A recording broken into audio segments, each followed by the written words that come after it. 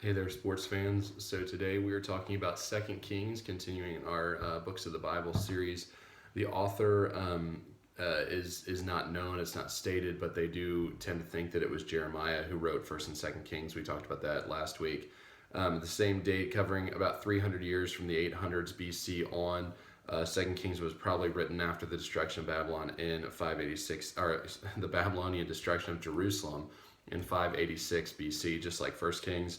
Uh, the key theme of this is that both of the Jewish nations, the southern and the northern, are destroyed for their disobedience to God. So the story of Kings continues with more bad kings, more bad rulers. There's a handful of good ones, but most of them are terrible.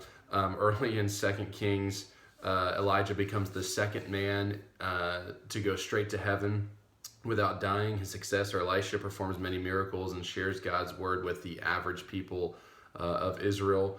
The northern kingdom's rulers are entirely wicked. There's no getting away from them. And Israel under its last king Hoshea is carried away into Babylon. So there's lots of things that are going on here.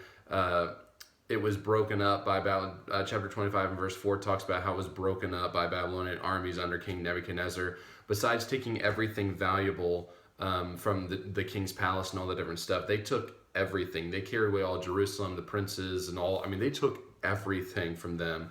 However, the book ends on a slight up note because at the end, there's a man who was one of the rulers, and he was given a place of honor in the Babylonian court whenever he was put over there. But other than that, it's pretty much just the destruction of both the northern and southern tribes or sections of Israel. So it's just kind of one of those intense books. There's a couple of verses, chapter 2, verse 11, that's quotable. Behold, there appeared a chariot of fire and horses of fire, and parted them both asunder. And Elijah went up by a whirlwind into heaven. We think about that story a lot. And then chapter 25, verse 21 says, so Judah was carried away out of their land.